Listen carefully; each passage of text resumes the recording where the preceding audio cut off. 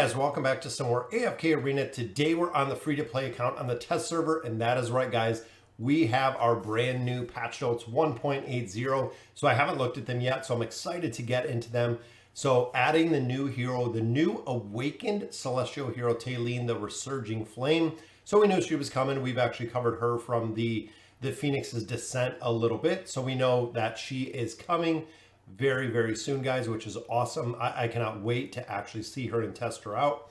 There she is, added the Bountiful Trial. So just like a regular hero, we have seen her. Not sure if in the hero page they're going to have her own places or her own thing for awakening heroes. We have yet to be seen.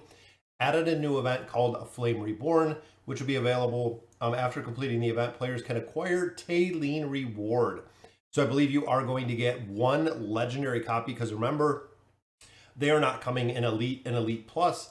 The Awakened Heroes, again, from my understanding, is going to be coming to you as legendary, meaning you're going to need less copies of them, which is cool, because essentially with the Taylene we currently have, you need 14 copies. With the new Taylene, I believe it is 12 copies you need. So a little bit less stress when it comes to the second Stargazer, which again, we're going to have to see. Players who've already completed Chapter 15 can use this item to invite Taylene to join their team. Added the adventure, the Foreboding Disaster to the Voyage of Wonder. Now with the new voyages, I'm not sure if they're going to offer the new cards to essentially get more copies of Taylene in the Temple of Time, but it's going to be interesting to see exactly how this works. And I really feel like the rollout is going to be critical when it comes to coming out with the new heroes, because if they just literally run, the Stargazer next to the Temple of Time, players are just going to be absolutely overwhelmed with who to build, especially if they're not using the Stargazer for anything else. It seems like, what's really the point of having them both? But we're going to have to see. Added a new feature called the Temple of Time to the Noble Tavern, which we know. Players can use time emblems in the Temple of Time to summon awakened heroes and other exciting rewards. Now, we've already seen what the rewards are in there, which we can look at them again at the end of the video if you didn't catch the last one. When a player possesses one Ascended Awakened hero, they can use Stargazer cards at the Stargazer to summon the corresponding Awakened hero. So essentially, within the Temple of Time, you're going to take the hero all the way to Ascended. Once you hit Ascended, to add stars on them, I believe is going to be the Stargazer to summon the corresponding Awakened hero. Makes me wonder about the current copies that we have, or if it's going to be stargazing for a new Awakened copy. That's going to be interesting to see exactly how that works. One time emblem can be exchanged at the store daily. So we can get one time emblem every day. That would be insane. That would be a pretty good rollout. Added the new Celestial Sanctum quest. Players can complete these quests to acquire time emblems. So we're going to have them probably within both of them. Celestial Sanctum is going to have time emblems, so very cool there. Time emblems have been added to the deluxe monthly cards. That's a really big incentive to buy monthly cards as well. Players should be able to choose between diamonds and time emblems. Changing shall take effect after the release of the update. Time emblems are also available to limited offers and now purchasable from Yuxi's bundles. Added a new event called Curtains of Time. Players can use single Stargazer cards to exchange time emblems 1-to-1 up to 5 times per day.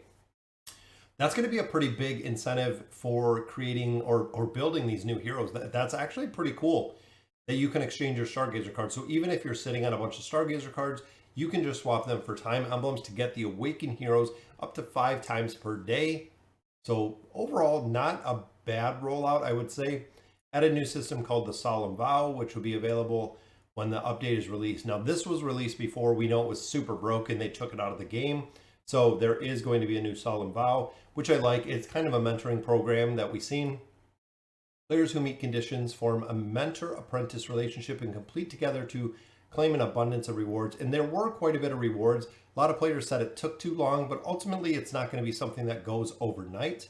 Added a mentor achievement called the Solemn Vow sticker.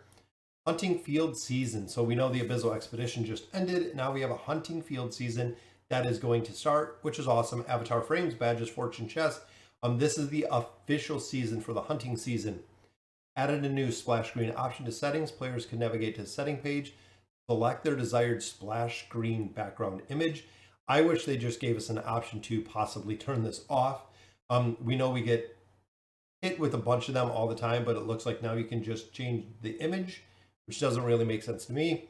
Change the image that is displayed when a player shares their 10 summons. Players can get a reward of 300 diamonds the first time they share their 10 summons after the update. So a couple free diamonds right there.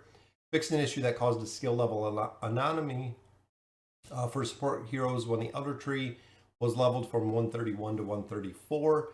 And then heroes and adjustment. So we have some changes here, which is always good to see. A star fixed an issue that was preventing the aura of fire ability visual effects from disappearing under certain circumstances.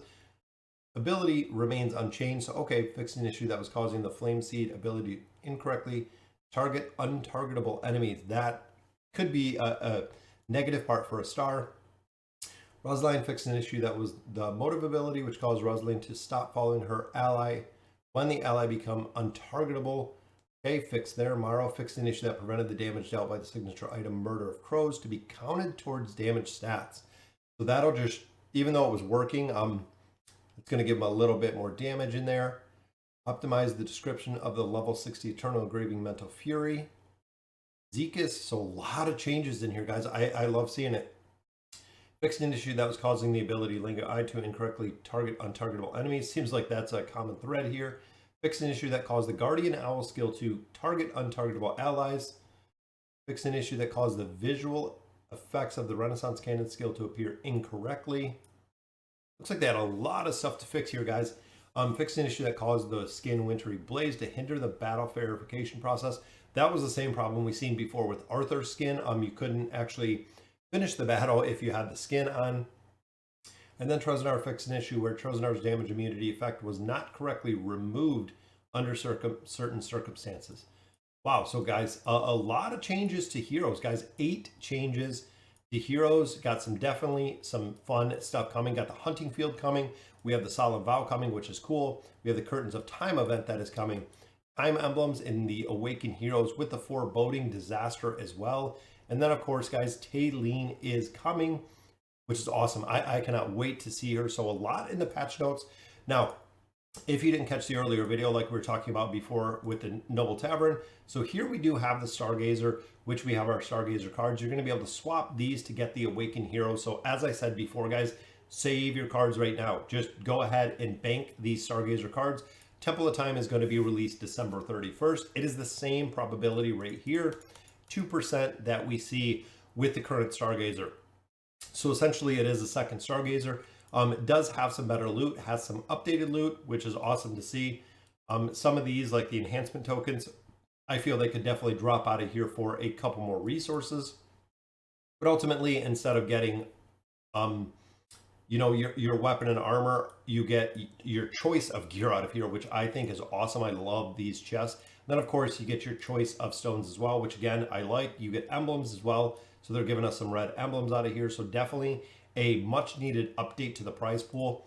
Again, I'm not sure how it's going to work when you hit Awaken for them going to the Stargazer, if she is going to be a hero that's in here, that the new Taylene is going to pop up in here. But again, we are yet to see what is going to happen with this.